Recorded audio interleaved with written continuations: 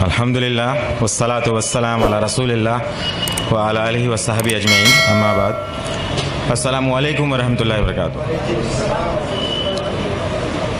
एक ख्वाब था, अल्हम्दुलिल्लाह अल्लाह सुब्हानहू व तआला ने आज वो कबूल किया, पूरा किया ज़िंदगी में। मैं सोच भी नहीं सकता था इतना मेरे रिवर्ट भाइयों के सामने मैं रहूँगा, क्योंकि मेरी खुद की ख्वाहिश थी पूरे इंडिया में जितना भी 7-8 साल। 2010 में मैंने इस्लाम कबूल किया, 2009 में मेरी शादी हुई थी, 2009 तक मैं अपनी ज़िंदगी गुजार रहा था जिस तरह से एक आम जाहिल या जिस तरह से गुजारते हैं। 2010 में इस्लाम कबूल करने के बाद अल्हम्दुलिल्लाह 2012 में मेरी वाइफ, मेरी अहलिया ने इस्लाम कबूल किया। इस्लाम कबूल करते हुए साथ में ये भी बड़े मसले सामने आए कि कौन हमारी गवाही देगा, कौन एडवोकेट सामने आएगा। कोई भी सामने को आने को तैयार नहीं। यहाँ तक कि एक इदारे में हम लोग गए जहाँ पता चला कि यहाँ सर्टिफिकेट बन जाते हैं, यहाँ आपको आसानी हो जाएगी। मैं बिलोंग्स करता हूँ, पहले मैं आपको बता दूँ, मैं भोपाल बिलोंग करता हूँ। और चूँकि एमपी का स्पेशल कानून है इस्लाम कबूल करने को लेके, खास कानून बना रखा है, तो वहाँ इस्लाम कबूल करना और डॉक्यूमेंटेशन बनाना बहुत बड़ा मसला है। तो इस तहत में जब महाराष्ट्र में एक जगह गया पर्टिकुलर, वहाँ पे जब मैंने पता किया कि वहाँ इस्लाम कबूल होने के बाद वहाँ पे डॉक्यूमेंट्स बनते हैं, तो उनकी एक शर्त थी कि आपको खतना कराना पड़ेगा तो ही आपको डॉक्यूमेंट्स बनाएंगे। जैसा कि आप बताया कि बहुत सी शर्तें होती हैं, एक शर्त वो 2-3 साल तक वो परेशान होता रहा, बट डॉक्यूमेंट्स नहीं बने। डॉक्यूमेंट्स नहीं बनने के कारण लोग मुझे बहुत परेशान भी करते थे। अल्हम्दुलिल्लाह अल्लाह सुब्हानहू तआला ने एक चीज़ महसूस करा दी इस बीच सारी, कि मुसलमानों का बिहेवियर, गैर मुस्लिमों का बिहेवियर, मुश्रिकीन का बिहेवियर आपके प्रति क्या है। सारी चीज़ अल्हम्दुलिल्लाह साथ में कुरान में पढ़ रहा था। पढ़ते पढ़ते सारी लोगों की साइकोलॉजी अल्लाह ने समझाई, पूरी तरह से मुतमईन कि अब अगर अल्लाह सुब्हानहू तआला ने ज़िंदगी दी है और उसने अगर मुझे ईमान दे दिया है तो वो खिलाने और पिलाने वाला वो है, तो मुझे किस चीज़ की फ़िक्र है और मुझे किस चीज़ से डरना है। अल्हम्दुलिल्लाह जैसे जैसे मेरी दाढ़ी बढ़ती गई, जैसे जैसे टकने के ऊपर पजामे ऊपर गए, लोगों को जो चिढ़ाते थे, जो कॉन्स्पिरेसी करते थे, लोग जो बहाने बनाते थे, वो दूर हटने लगे कि अब ये वापस नहीं आ सकता, अब ये वापस नहीं आ सकता। यहाँ तक कि मेरे परिवार वाले भी जो बहुत मुश्किल से, बहुत इतना सुबह शाम ताने सब कुछ, यहाँ तक कि मैं सुबह ऑफिस से जाता था, मेरी शाम को वाइफ जो है इतनी ज़्यादा मतलब तानों से भरपूर मिलती थी कि मतलब उसकी ब्रेन वॉश और सारी चीज़ करने में वक्त लगता था। तो इतना परिवार वालों, वालिदैन सबके से इतना परेशान हुए परे, मगर अल्हम्दुलिल्लाह जहाँ कुरान ने समझाया कि नहीं कुछ भी नहीं होता, जैसे इस्तिकामत हुई, जो कहा कुरान में वैसा करना, जैसी शरीयत बताई गई वैसा करना, नबी करीम सल्लल्लाहु अलैहि वसल्लम जैसा बताया वैसी सुन्नत फॉलो करी, झूठ, गीबत, चुगली ये घर से दूर करी। एक गैर मुस्लिम परिवार में जैसे ही दूर करी, अल्हम्दुलिल्लाह जो वाइफ के राइट्स थे, जो सास के राइट्स थे, वो राइट्स जैसे सेक्रीफाइड किए तो घर में बड़ा बवाल मच गया। बवाल जितना मचा उतना लोग ये समझ गए कि ये इंसान कभी झूठ नहीं बोल सकता, ये इंसान किसी लेवल पे किसी को धोखा नहीं देगा, ये खुद अपना नुकसान कर लेगा। ये इवन मेरे वालिद को आके लोग बोलते थे कि यार ये कितना ऐसा इंसान हो गया, इसको कुछ समझाओ, ऐसा हो गया, गद्दार हो गया। मेरे वालिद बोलते हैं कि मेरा बेटा अब 24 कैरेट का गोल्ड हो गया है, मगर बेवकूफ़। अल्हम्दुलिल्लाह अल्लाह सुब्हानहू तआला ने हमें तौफीक दी, हमारे डॉक्यूमेंट्स मेरे वालिद साहब की मदद से ही बने अल्हम्दुलिल्लाह। उन्होंने 2014 तक मुझे झेला, हमारे डिबेट चलते रहे 4 साल तक। उसके बाद फिर उन्होंने कहा कि तेरी इस्लाम की गंदगी लेके तू निकल जा, अपनी वाइफ बच्चों को लेके निकले। अल्हम्दुलिल्लाह हम लोग बाहर गए। उसके बाद कुछ समय बाद उन्होंने फ़ोन कर दिया, कलेक्ट्रेट, IG, SDM वगैरह सबको फ़ोन किया। फ़ोन करने के बाद बोला मेरा बेटा जो है ये इस्लाम कबूल कर गया, किसी ने इसका ब्रेन वॉश कर दिया, ज़रा देखो, हो सकता है देश के लिए नुकसानदायक हो सकता है। मेरे वालिद साहब फ़ोन करके बोल रहे हैं। मैं इस समय ऑफिस की ड्यूटी पे था, जब वहाँ से वापस आया उन्होंने उस समय फ़ोन लगाया कि आप कहाँ पर हैं, हमें आपको ऊपर से बहुत सारे प्रेशर है, हमें आपका बयान लेना। मैंने कहा मैं जहाँ पर भी हूँ आप आ जाइए, मैं आ नहीं सकता ड्यूटी छोड़ के, आना तो पड़ेगा तुमको। तो मैंने कहा ठीक है, आप वारंट निकाल दीजिए। तो कह कब तक आते? तो मैंने कहा इतने दिन में जब भी आता मैं आपको फ़ोन कर। जब मैं आया, आने के बाद मैं उनको बयान दिया, तो मैंने कहा आप 2 रजिस्टर खोल के बैठिए, एक मैं आपको बयान देता हूँ, लिखिए। मैं अपनी मर्जी से, किसी भी कोई प्रेशर से नहीं, मैं अपने इस्लाम कबूल किया, कोई पैसा नहीं, कोई नहीं पहचानता, कोई मेरे साथ सपोर्ट नहीं, कोई गवाह नहीं, बट मैं हूँ, क्या करना बोलो। दूसरी चीज़ मैं बोला, अब आप सुनिए कि मैं इस्लाम क्यों कबूल किया, क्योंकि तुम भी जानते हो ईश्वर है, कि मैं भी जानता हूँ ईश्वर है, और ये कुरान तुम्हारे लिए थाने में। अल्हम्दुलिल्लाह नेक्स्ट डे मेरी वाइफ के लिए बोले बयान लेके, उनका बयान होना, तो मेरी वाइफ को सब लोग और भी लोग जो थे वो डरा दिए जिन लोगों, सबसे पहले जो हमारे अंसार बने अल्हम्दुलिल्लाह, अल्लाह उन्हें जज़ाया खैर दे, उनके हम रह रहे थे अल्लाह सुब्हान ताला ने, तो उनको लोगों को डराया। तो मेरी वाइफ जब पहुंची वहां तो मैंने वाइफ को बोला कि अगर कुछ ऐसा मसला होता है डांटने डपटने मारने का, तुम भाग के तुरंत चौराहे पे आ जाना, वहां पिटेंगे तो अल्हम्दुलिल्लाह शहादत होगी, मसला नहीं। लोग पूछेंगे क्यों पिट रहे हैं, कम से कम रीजन की तरफ जाएंगे, काम हो जाएगा हमारा। लोग पूछेंगे क्या बात है, ऐसा क्या बेवकूफ़ बन गए इस्लाम में, ये हमारा काम हो जाएगा, लोगों के अंदर एक क्यूरियोसिटी पैदा होगी।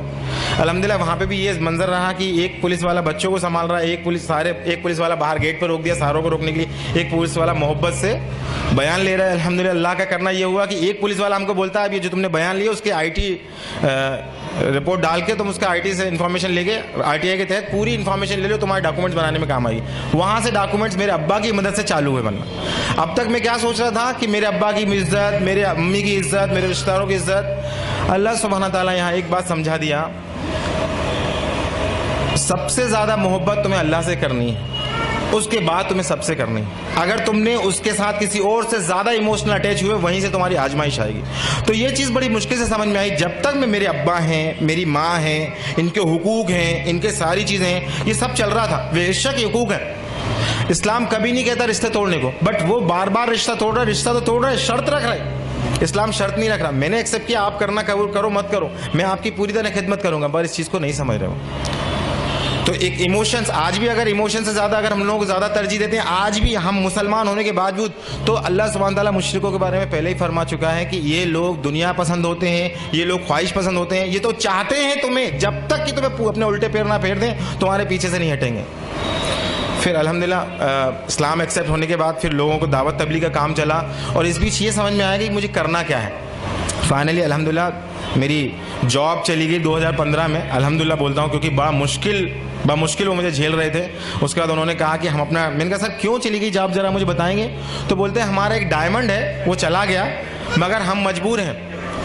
विश्व हिंदू परिषद, RSS, सबके फ़ोन आते थे, कोई लोग मुझे धमकाने आते थे। चूँकि मैं बिलोंग करता हूँ, बताना भूल गया, मैं बिलोंग करता हूँ जैन मजहब से, जैन दिगंबर, जहाँ के मुनि बरहाना घूमते हैं, उस मजहब से बिलोंग करता था। वो मुनि, उनसे डिबेट होती थी, डिस्कशंस होते थे, बहुत सारी चीज़ें होती थी। बट मेरी अम्मी बार बार नए नए मुनियों के पास लेके जाती थी, और ये हर बार कहती थी कि इनको नहीं आता, इनको कम आता है, तो इनको दूसरे के पास लेके जाएंगे। जब मैं इस्लाम एक्सेप्ट किया, इस्लाम एक्सेप्ट करने के बाद सबसे पहले मैंने तौहीद एक्सेप्ट की। तौहीद एक्सेप्ट करने के बाद मैंने कहा कि यार ये तौहीद समझ में आ गई, मगर ऐसा समझ में कुरान हक है, कुरान कैसे नाजिल हो गया अपने आप, कोई मोहम्मद सल्लल्लाहु अलैहि वसल्लम आके कल को बोलते हैं तो मैं तुम्हारा रसूल हूँ। इसकी तहकीक के लिए जब मैं इस्लाम एक्सेप्ट कर लिया, बनिया था मैंने कहा अगर ये हक है तो पहले इस्लाम कबूल कर लो बाद में ऐसा नहीं होगा, केवल गफलत की बात है। तो जब मैं इस्लाम एक्सेप्ट किया, फिर मैं हिंदुइज्म की किताबें पढ़ा, फिर जैनिज्म की किताबें पढ़ा। सब पढ़ने के बाद अल्हम्दुलिल्लाह स्कॉलर से डिबेट करने के बाद अल्हम्दुलिल्लाह पूरी सर्टेनिटी जब आ गई, अब फिर मैं गैर मुस्लिमों में काम भी करने लगा। और मुसलमानों के लिए जब उन लोगों के बीच जब मैं निकला, तो जब सबसे पहले मेरी जॉब गई तो मुझसे किसी मुस्लिम भाई ने मुझे जॉब दी, अल्हम्दुलिल्लाह उन्हें जज़ा खैर दे। मगर 1 महीने बाद वो जॉब चली गई। उन्होंने कहा ये नया मुसलमान आया है, पता नहीं इससे खतरा है, हमारा इंटरनेट से इल्म हासिल कर रहा है, गुमराह है, दूसरों को गुमराह करेगा। तो वो जॉब मेरी चली गई। फिर एक मुसलमान के घर हम रहने को गए, अल्लाह उन्हें जज़ाया खैर दे, राह हिदायत पे दे, इंतकाम इनका ईमान पे हो।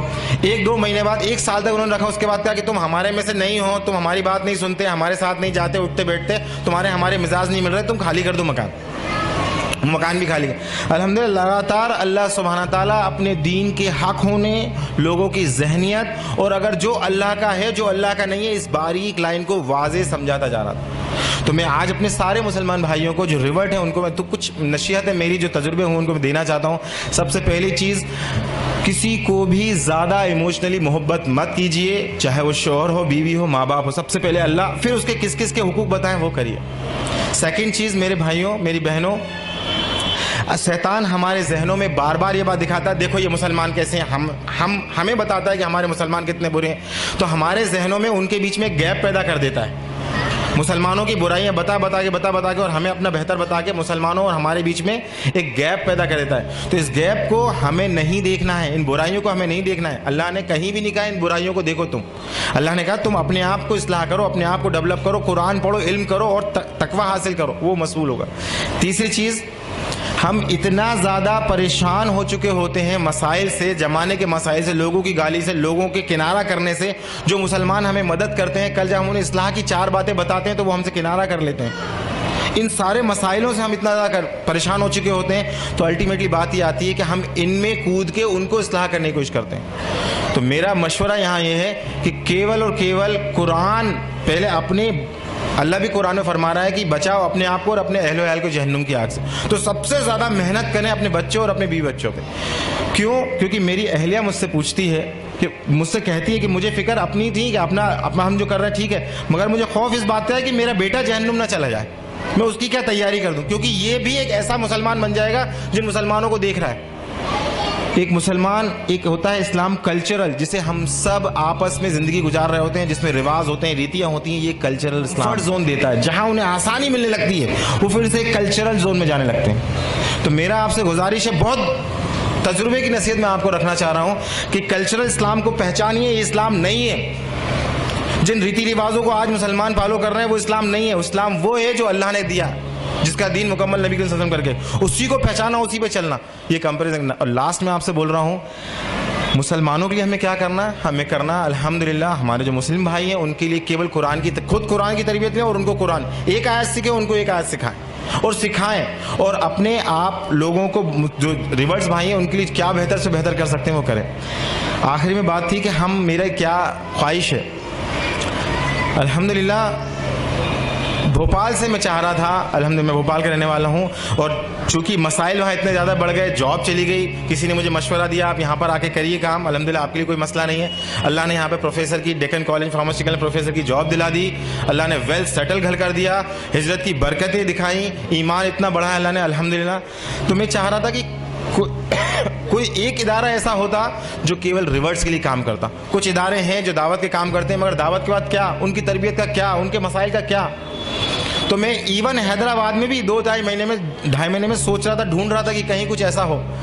अल्लाह का करना हुआ, कुछ एक हफ्ता भी नहीं हुआ मुझे पता चला अल्हम्दुलिल्लाह एक ऐसे लोग हैं, ऑर्गेनाइजेशन का भी नहीं पता था, ऐसे लोग हैं जो काम कर रहे हैं। अल्लाह सुब्हाना ताला उनकी मामलात को कबूल करे, उन्हें खूब दुनिया और आखिरत में नवाजे। ये बहुत बड़ा, वाकई बहुत बड़ा काम है, क्योंकि ये मसाइल वो लोग नहीं समझ सकते जो रिवर्स, जो जिन चीज़ों से गुजर के आ रहे होते हैं। अल्लाह उन्हें तौफीक दे मजीद। और मेरी गुजारिश है वो लोग मुझे कबूल कर लें, मैं उनके साथ जुड़ूं, उनके साथ काम करूं, उनका एक अहम हिस्सा बन के काम करूं इंशाल्लाह। और मेरे मुस्लिम भाइयों, रिवर्स भाइयों के लिए मैं खुद चाह रहा था कि एक ऐसा इदारा बनाना ही हैदराबाद में आके, अल्लाह ने इनसे जोड़ दिया। और उस इदारे का मकसद भी ये था कि इन रिवर्स भाइयों की तरबियत करना। अगर इनकी तरबियत रही, अगर ये अल्लाह से मोहब्बत करते रहे, इंशाल्लाह इनका कुछ नहीं बिगाड़ सकता, कोई भी, कोई कुछ नहीं बिगाड़ सकता इनका, क्योंकि अल्लाह खुद कह रहा है, क्योंकि हम अल्लाह के चुने हुए बंदे हैं। अल्लाह ने कहा कि अगर तुम ये काम नहीं करोगे, तुम किसी और को चुन लेंगे, तुमसे बेहतर होंगे। आज रिवर्स अल्हम्दुलिल्लाह कोई बात की कंप्रोमाइज, हर चीज कंप्रोमाइज करके बैठे हैं। अपना माल, औलाद, माँ बाप सबसे ज्यादा कीमती होते हैं, इस सब का कंप्रोमाइज करके बैठे हैं अल्लाह के लिए।